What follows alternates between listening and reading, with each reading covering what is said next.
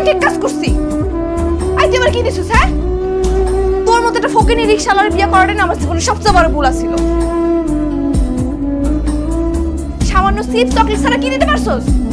তোরে আমি কইছি আমি সুখী হম, আমি বড় লোক হইতে চাই, তুই পারছিস আমার সেটা করতে?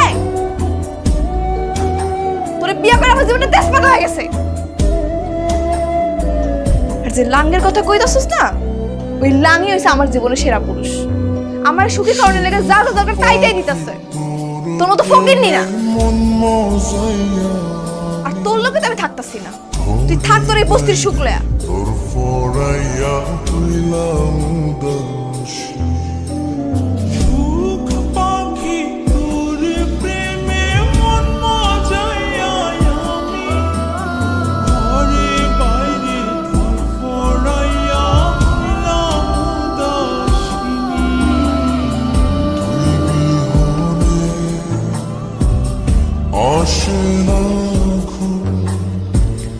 হ্যালো, কই আপনি? আমি তো বাসায় শুয়ে শুয়ে তোমার কথাই ভাবতেছিলাম। আপনি আমার লাগে এখনই দেখা করেন। আমি শুধু সাইডা দিছি, আপনি লাগে বিয়া করবো।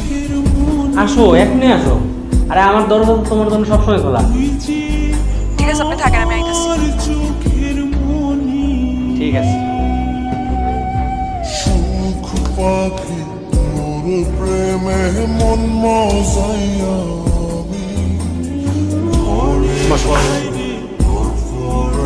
আপনার বাসাটা কিন্তু সুন্দর আছে, একদম আমার মনের মতো। ময়না, তোমার চেহারার এই অবস্থা কেন? গরিবের বাচ্চা রিক্সাওয়ালা কি তোমার মারছে? তেমন কিছু না, বাদ দেন না। আইসুন ম্যাম, আপনি না মানে কইছেন আপনি আমার ভালোবাসেন, আমি তো সুজনটা সাইডে আয়া পড়ছি। চলেন আজকে আমরা বিয়ে করে ফেলাই। বিয়ে? বিয়ে তো আমি তোমারই করবো। তুমি মানে একটু সময় দাও, আমি কাজে অফিসে একটা ফোন দিয়ে আসি। এখানে থাক। এখন আমি সুখী হতে পারবো। এই আমার তো পরিচিত কাজী অফিস আছে। এই যে শুনেন, আমার তো পরিচিত কাজী অফিস আছে। হ্যালো ওস্তাদ, মালটা হাতে পেয়ে গেছি, আজকেই ডেলিভারি দিয়ে দেবো।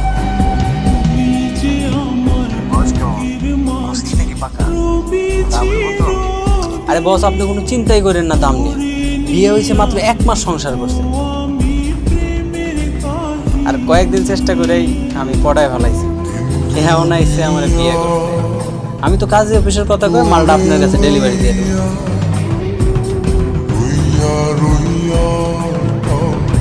আচ্ছা ওস্তাদ, ঠিক আছে। ময়না, চলো কাজে অফিস। ময়না।